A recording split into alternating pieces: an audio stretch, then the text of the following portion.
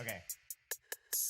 All right. So give me 1 second as I fix a couple things,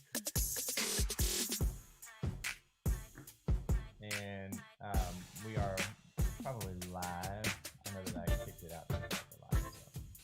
So if you're joining us and you're watching me reset settings, I had a little bit of a lovely time this morning getting things set up, and I'm here with Kelly. You can't see Kelly yet here.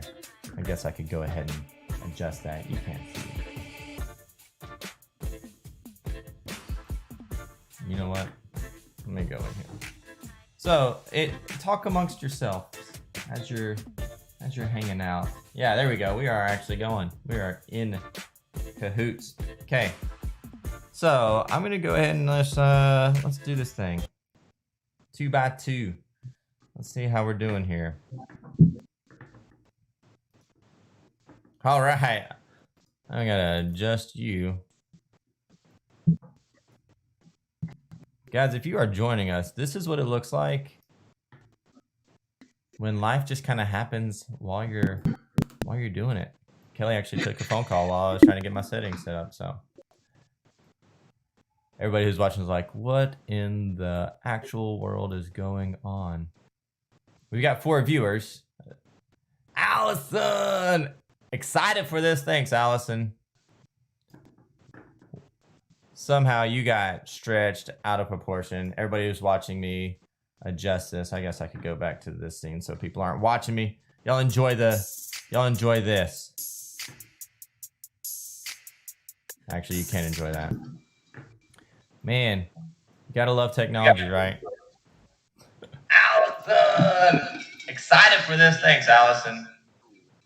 Oh, so Kelly, sounds like you are on the live. Might want to mute that little bad boy. All right. I did. I guarantee you, when I do this, look at there, you're perfect. When I do this, I'm perfect. Look at us. Nailed it. I'm not sure what it is, but we're there. Although, hold on.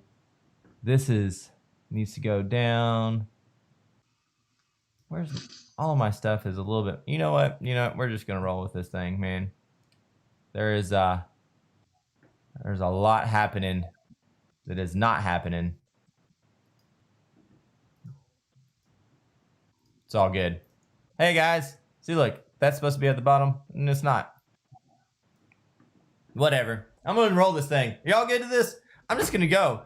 Hey everybody, I'm here with one of my dear friends, Kelly Rogers, and gosh, and I know that y'all know this, but my goal in having these conversations is literally, what can we do just to like share what our little bits of knowledge and love and happiness that we have. Most of our greatest learning experiences have come from those little in-between times of having conversations, and I guarantee you there's a lot of wisdom that I've gleaned out of this world just by having conversations with Kelly Rogers. So Kelly, without any further ado, I don't know if you want to like tell people who you are or anything. Give yourself your own little like, hey, this is me, who I am.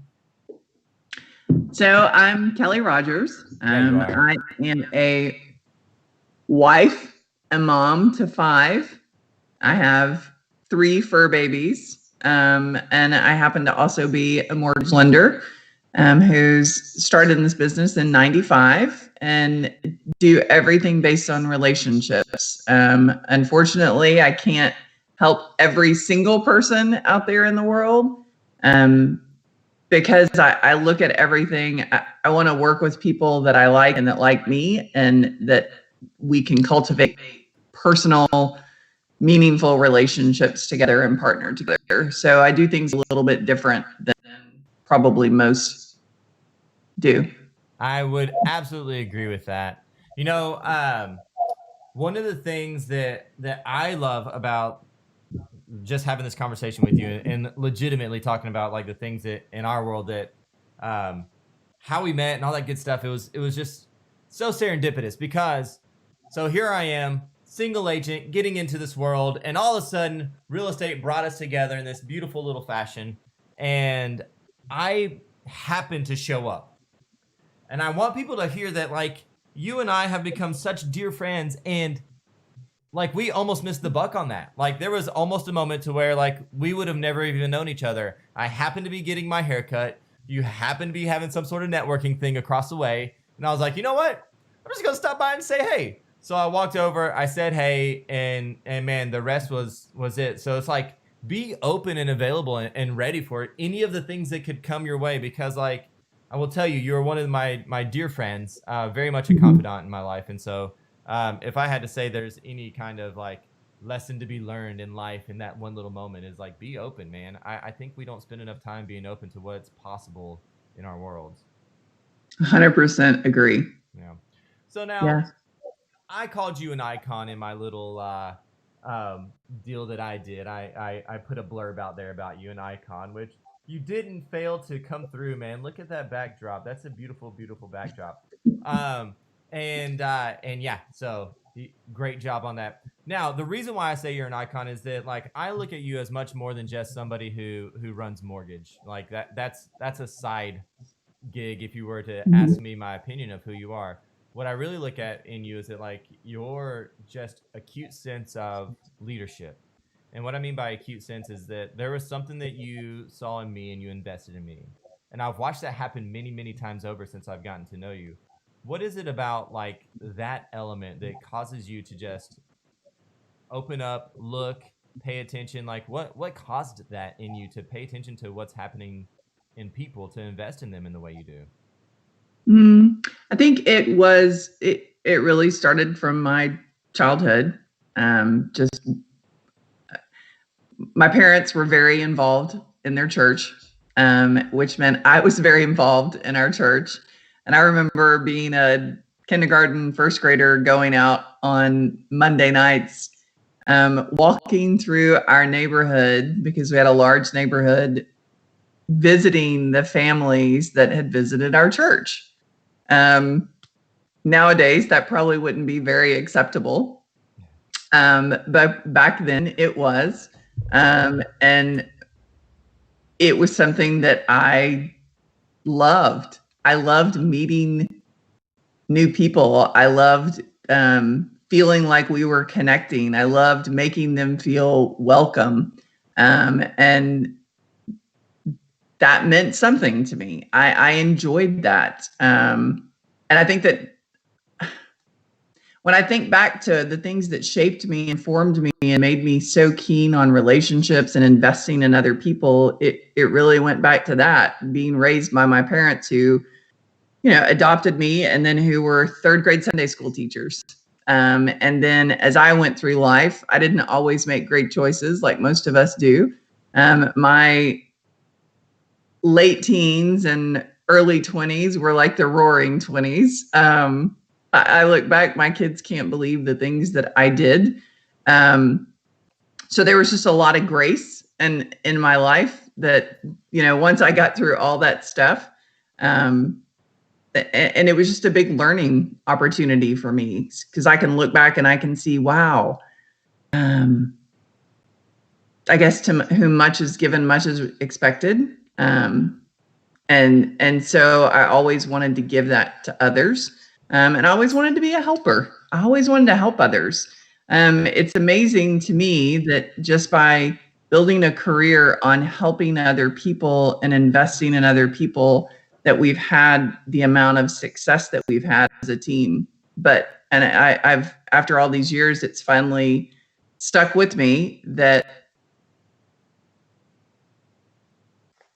this is what makes you successful, and it makes you successful personally.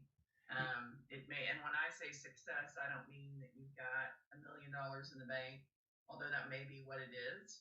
It means that you are genuinely happy in your career and helping other people. You're living into your best self. It's funny. So one of the things that you said, and I say funny just because that's obviously one of the filler words that we use as we're interviewing people. It's funny you say that. No, one of the things that you said, I had a lot of conversations with some of these people who are great, I would consider great leaders in any of their industries. And what's really interesting, the common thread, there's something about childhood. So I'm very grateful that you actually said something about parenting and parenthood, and like being parented in a way that showed grace, that showed kindness and all that stuff, because I think we're missing that opportunity a little bit. I'm not being like too overly dramatic about that, but I think there's a lot of missed opportunity in the way in which we raise children to make sure that like, what are we doing to instill these things that we desire and that would create great leaders? It starts when you're 8 years old. It starts when you're 4 years old. It starts when you're 5 years old. It starts when you're third grade and walking the neighborhood and having conversations. Yeah. And I think that's awesome. And I don't want people to miss that statement, man. That's a really interesting thing. I look at how you and Ellen parent Adam and Willow, and I think that was my life. Well, that's very kind. And Well, so man, I love excited. that. I love seeing y'all invest in them and teaching them kindness and slowing down and appreciating the little things in life, because that's what it takes when you're tiny. And that's what it takes now. I mean, I look at how we do our business, and I look at your success. I look at my success. I look at others. And what's led to that is not being this boisterous, take charge, I'm the boss, I'm the dictator, whatever mantra. It's stopping and investing in the little relationships along the way and in the people that you're a part of. Well, you know, one of the things that I think about with that, and I appreciate that, is that um, our goal for our kids is to be able to reward out of love and kindness in our home.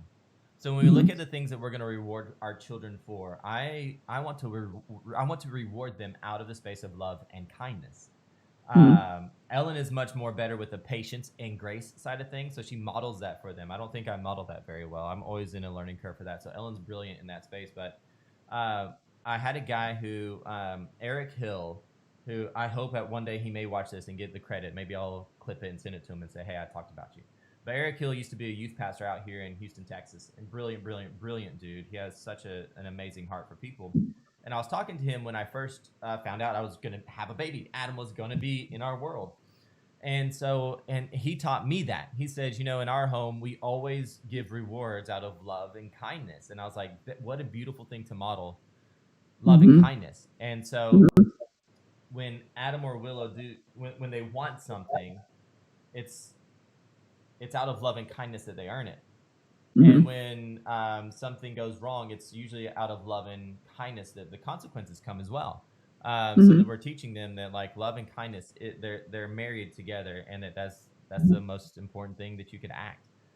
So now I just mentioned the word grace. You mentioned the word grace a little bit ago, and I actually think you're probably one of the more graceful people that actually walking in grace, because you're just a strong, amazing woman that I think people need to gravitate towards. But also like grace, like the giving and receiving of grace is a really important factor, I think, in all leadership. And so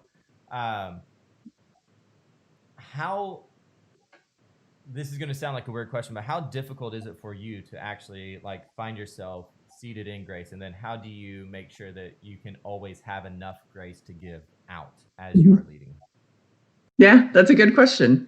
So for me, I think it does come easy for me. And so my husband and my eldest, which works with me, as you know, see me probably the most.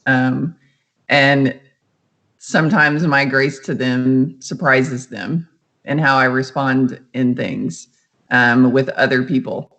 And that's okay. I mean, it's not common, I think, for people to extend grace, especially when others are not deserving of it, but that's what grace is. Yeah.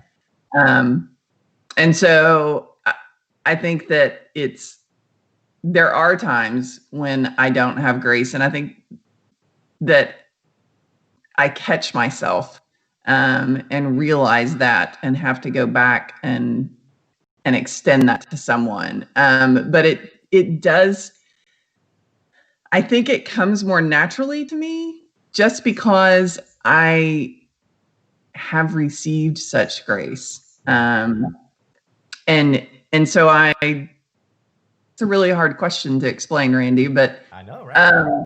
This is why you talk to me. It's like, oh, cool, thanks, man. Couldn't I got this? but it's one of those things. So like in the morning when I start my day, my husband will be in the kitchen and his thing is Alexa, play AC/DC, and I'm Alexa, play Elevation Worship Station in the bathroom getting ready. Yeah. Because I know that I have to feed that into me. Whether it's when starting my morning on my that's good. Like make sure, like I don't want to skip by that soundbite, so don't lose your thought. But you said I have to feed that. Like you have you have to feed that.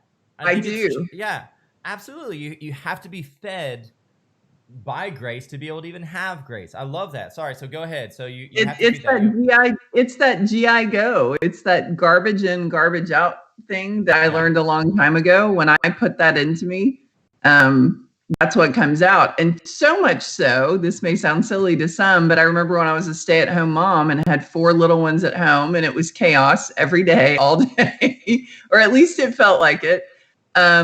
And I had all of these decorating books and decorating magazines, and those became part of my life. I love to decorate. I love pretty places, as you can see. Yeah. Oh my gosh, it looks so wonderful. It's very serene to me.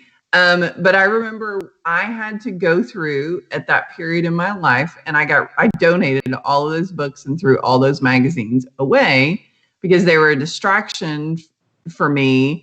And I knew that if I was the little amount of time that I had needed to be spent in the Word and in God's Word, in the Bible, sorry. Don't and listening to music that helped feed that rather than putting other things in. And I think the same is true now when we're extraordinarily busy. I mean, I know that lots of people are busy right now in their careers and with what's going on. We're working, easily working 14 hours a day, every day. And it's exhausting, but I have to remember, I have to feed that into me, whether it's on my Bible app on my phone, going through and having a couple of different Bible studies always running where I can hop in each morning and read through that. And then also listening to the right music. Don't get me wrong. I love me some AC/DC. You know that. I love some good gangster rap, but I know that I have to feed my inner soul so that I can remember grace, and I can in that way it just really comes more natural to me when I'm with people. I like that you put it that way, that it comes more natural. I think a lot of times we look at those who on the outside looking in go, oh my gosh, you're perfect, you're put together, oh my gosh, you have the easiest ability to love on people, oh my gosh, you're a people person. All the skills that I think that we're really great at are also some of our biggest challenges, in that like I have to I have to have strength from being a people person. I can't just go and be energized by people and not have my own feel. When I look at it, so a little bit different, I start my day off and I have to clear my brain, which is really interesting because we've had more conversations about mindset than we have in leadership than actually the activity of leadership. But I come in here and like, I've got to be able to make sure there's no distractions that keep me from going where I need to go next, which is the meditation, which is I do journaling every day. I go through and I actually have a little bit of scripture. I usually read Proverbs, though. I'm really digging into the Proverbs because I think that's a big piece to the puzzle for me, is just to understand that. So like the routine of it, though, is really important so that what I get out of it is not a false start of my day. And that's the way I look at it, is if I'm not having that moment of prepping myself, then the day is going to have a false start at some point. And I may not feel it right when the day starts, but at some point I'm going to hit a hitch, and it's going to come all the way back to I wasn't ready. I wasn't ready. I wasn't filled. I wasn't fed. And that's even beyond spiritual. So if we want to even like open up that door a little bit further, spiritual side of it's a really big piece of the puzzle. But like if I wasn't mentally prepared, even just to start making a phone call, like those are going to at some point fall apart. We have to make sure that we're prepped for our day. We can't be sidetracked by the obstacles. And like I think about my house is literally obstacles because I have kids. In the morning I'm like obstacles, but but to get me into my chair, if my coffee's not ground and it's ready to Mhm. turn my coffee pot on and I can just sit in my chair, then that's going to keep me from doing what I know is the next right thing. Right. So, Yeah, anyways, I agree 100%. I I mean, agree. it's interesting when you prepare your mind for life, it helps you be a better leader. And you have to surround yourself with the right people. I'm I feel like I'm very blessed to have people like you and others in my life. I was coaching Paige on this week that um, there are only so many relationships a human can have, that a person can have at one given time, where they can give of themselves so much. Yeah. You can certainly have friendships and you can have acquaintances, but to have that close knit group of people that you're invested in and you're building into on a regular recurring basis, it really it can't be an unlimited number. You can certainly help impact and shape people, and that number can be much greater. But when you're talking about deep relationships with people, I believe there's a limited number to that. Um, Let me ask you, Kelly, just because if you open up that door, I want to walk through for a little bit. I agree, which is the guy who wants to be friends with everybody, but there is mhm. limitations. Do you think there's a limit? Is there a number in your head? Is there a number that No, like you try? Okay, I think for every person it's different. sure. But I think that if we can invest deeper into the relationships that we do have, we start to understand, I can't give this to 40 people. Maybe that number for you is 8 people that you really can invest that type where you're really building into somebody. It's almost, I guess, like looking at it like as if you were a coach. I mean, you couldn't coach 100 people one-on-one on a weekly basis. But you can impact people. And I guess that's where I look at it is, I want to be able to impact as many people as possible because I feel like it's my responsibility. May Man, sound silly to some people. no, I love that. Like, so I that is something that I hope everybody listening is going to take that little morsel right there. There can be a huge difference between the people you impact and the people you're in relationship with. Like, you can still have a huge, amazing, wonderful impact without really digging too far into the relationship side, that you don't have to give yourself up too much, right? You don't have to Mhm. drain yourself too much into the relationship. I like Mhm. that. And I think that might be what I operate from, more of a, like you saying that, I'm thinking like, yeah, most of the people I really have a deep relationship is a handful, but I really do look for how can I impact people all day long, and those Mhm. are really cool moments. I like that, Kelly. I'm gonna that's a journaling moment. Kelly said that Well, and it's almost like thinking about your wedding. So when you get up there and you're standing up there with Ellen and you have your groomsmen with you, you have your guests sitting out there and you have your groomsmen. And so all of your guests aren't your groomsmen. right. Your groomsmen are those people that you're closest to, that you hold tightly, that you really invest in on a regular basis. The guests are all the people that you love and that have impacted you and that you impact. But those groomsmen are the ones that you really hold tightest to you and clutch closely. Yeah. So, No, I really like that. I like the idea of that.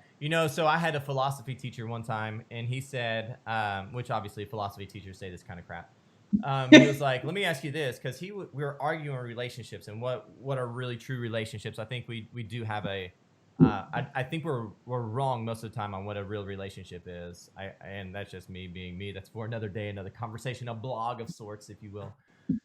But when I look at what he said, it was really kind of impactful because it helped me to reevaluate some of the things and some of the relationships and some of the people, which I wish I could have answered the answer yes to this question. He said, "How many people in your phone book right now could you call at 3 a.m. and say, 'Bring a shovel, meet me here, don't ask a question'?" And I thought it was hilarious. Like, he was going so but dramatic, it's so true. and I was It's so like, true. yeah, but and I wanted, like, I wanted some people to be on that list, and I was like, they wouldn't show up. And so it was an evaluation though for me of going, huh. So if I can't feel like I can put them in that category, but I want to, do they have that same reciprocation? And so is there something that I need to work on within that relationship, or is it not necessarily the relationship that I thought it was? Now, again, a little bit extreme, but it did, I think, give me the space of like this constant evaluation of relationships, the ones that we really want to invest in. What are we doing to invest in them, and not just let them go by? I had another conversation the other day with somebody, and he says we can always pick up where we left off. And I know that's a really cool sentiment, but it's really interesting. I don't know I don't know how I feel about this yet. I began to this is one of those things that's swirling in my brain that I'm working out. And I know this to be true for some of my relationships. We could go months without talking and we'll pick up where we left off. And I think that's a really cool idea. And yet if I really looked at you as a relationship, would I have gone months to separate us instead of like connecting with you on a regular basis? Right. And so anyway, that's good. I don't even know where I was trailing with that, but I began to think about that. Like, I don't want that phrase to be true with the people who I want a relationship with. Right. I don't want them to think that. I want them to go, they should never be able to say that, because they're like, well, we could go months. And it's like, well, I say that, I don't even know what that feels like, because I've never gone months without actually having a conversation with you. So anyway, I don't know. Just a little side. I chased a rabbit somewhere. I don't know where it was going. This is about you. Now, I will tell you though, as a mom, I had relationships like that when my kids were little. I mean, you would see people peripherally, and they were other moms, like moms with 5 kids and moms with 4 kids. And we were all just doing our best to keep our heads above water and sleep all night. And we would go periods of time without seeing each other. And it's funny now, you have the time that you can connect with those people. But you're right. I also think that I look at people, and I guess this comes from the things that I've learned being in leadership, is that I'm always trying to determine what type of person someone is. Like I'm sure you've done this too, is trying to map out, is this person a high D or a high I? Yeah, how do they need me to respond to them? How do I need to best serve them in order to feed into their desires?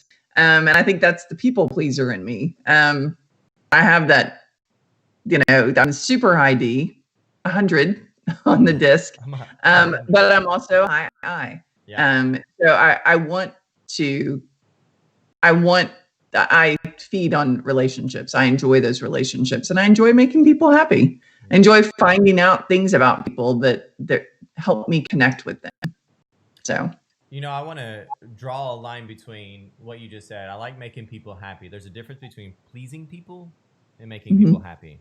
And I think you blurred that line too much, and I just want to say that because you are very intentional, and you are not a people pleaser. I will tell you, I've been in conversations where you're, I know, because you've done many mortgages for me. So you're not a people pleaser, but you do have this desire to make sure that people feel, and you say happy. I bet it's a deeper word if you really search for it. Yeah, on the surface, it's a good word to use, happy. I think you. Yeah, I want them to feel valued, and I want them to feel heard. It's even dignity. I would give you the idea that like you want to see dignity in people, and that's a strong sense of that's leadership in and of itself. Can you give people dignity where they're standing? Yeah, no, and I use the word funny, but it's not really the appropriate word. But whenever I would have conversations, and this has been in the last 7, 8, 9 years, it was always I would tell people I really would value the opportunity to do something, or I value you. Value was such a big part of my vocabulary. I wanted people to feel valued. And when I found Movement, their mission statement is to love and value people. And that really spoke to me, that it wasn't just me that understood that people need to feel valued. People want to feel valued. And it's not something that they're superficially desiring. It's an innate need within all of us to feel valued. So I think that's important to me. I like how you said dignity. That's so true. I want people to know their value. I want them to know their worth, and I want to feed into that. I love that. Now, I want to give you a second because I know that we're kind of getting here towards the end. I want to grab that 30 minutes and then not take too much time more so than that from you. I know that you've got a lot going on. What would if you had the point, the moment, the audience, the omnipresence of the fact that this video will be online for years and years and years to come, and you have this moment to be able to say what you feel, a cause that you're about, or just a words of wisdom that you received that were really impactful. What's something in that space that you, now having this space, that I could honor you and giving you the opportunity to speak that out loud? I think so many of us walk through our lives and we're just struggling to get through the day. And in our industries, and in most business and sales related industries, we're setting goals. We're looking at short-term successes. We're looking for long-term successes. But the reality is our value and our worth doesn't come from any of those things. Our value and our worth comes from what's inside of us. And I've said this before, and people that have listened to me before may have heard me say this, but some of the most impactful words that I've heard came from my daughter on an exercise when she went on an overnight weekend camp for church. And my girls, as you know, have struggled through a lot of things with the divorce of David and I, my ex-husband, and then his issues that he had, and then with his death. And it really impacted my girls. And so my youngest girl went off to a camp, and she said they created these pieces of artwork. And it was you are, or I am, and then they had to fill in the blank. And so I'm going through the artwork at church that next Sunday that they have all posted, and you see these: I am beautiful, I am kind, I am loved, I am, all these things. I'm like, oh, those are so nice. And then I come to one and it says, I am enough. And I teared up. And then I looked, and it was my daughter that had put that there. And it really spoke to me that all of us, we are enough. We are created enough. And so I hate to get all sappy on everyone, but I think that's probably the most impactful thing to me. And one of my friends heard me tell this story probably 4 or 5 years ago, and she found a print and she shipped it to me, and I have it hanging in my office that says, you are enough. And so in an industry and in a world where we're constantly setting goals and trying to achieve things, and we fail, and then we try and pick ourselves back up again, the reality is that we are enough. And just because we may not reach that goal, that's okay. We are enough. We were created enough. Yes, we should always be striving to do more, to impact more people, to live out the life that we were intended to live, but we are enough. That's perfect. So I'm not even going to try to add anything to that. I'm just going to say with that, thank you so much for being in this little moment with me. I love these little tiny conversations I get to have with my friends. Thank you for feeling vulnerable and able to broadcast it to the world. I really appreciate that. This is fun for me. And I do think there's a lot that people can learn and grow from you. I hope that people will start looking for you because they see who you are and what you are, and know that that's every bit of who you are right now is what you do inside of your business. And so go find Kelly. She's amazing. Kelly Rogers. What's the easiest way if they really want to? I'm going to allow it. If they want to buy or sell their house, or refinance their house rather, buy or refinance their house, all that good stuff, how could they reach out to you in that space?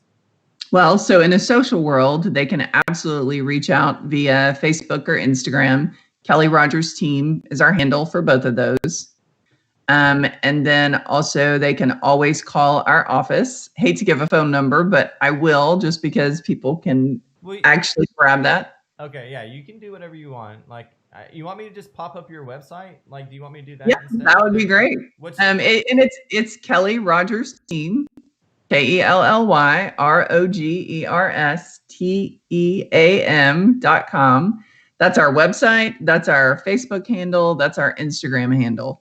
So they can reach us. We find lots of people DM us on social media, and that's a pretty quick way to get a hold of us. So, well, I'm gonna pop that up there on the screen. Looky there, Kelly Rogers team. Well, there you go. Well, I really do appreciate it. I think you're fabulous. I thank you so much for everything. Like this is fun. This is fun. Let's see what next chapters open up. Maybe we'll. I love it. Yes. We'll be the reoccurring the Randy and Kelly conversations of life. There you go. I apologize for anybody who's weirded out that I'm sitting cross-legged and I don't have shoes on and people can see my feet. Apologize for the feet. All right, you're wonderful. You're an amazing human being. I appreciate it. Thanks, Randy. Bye. Bye.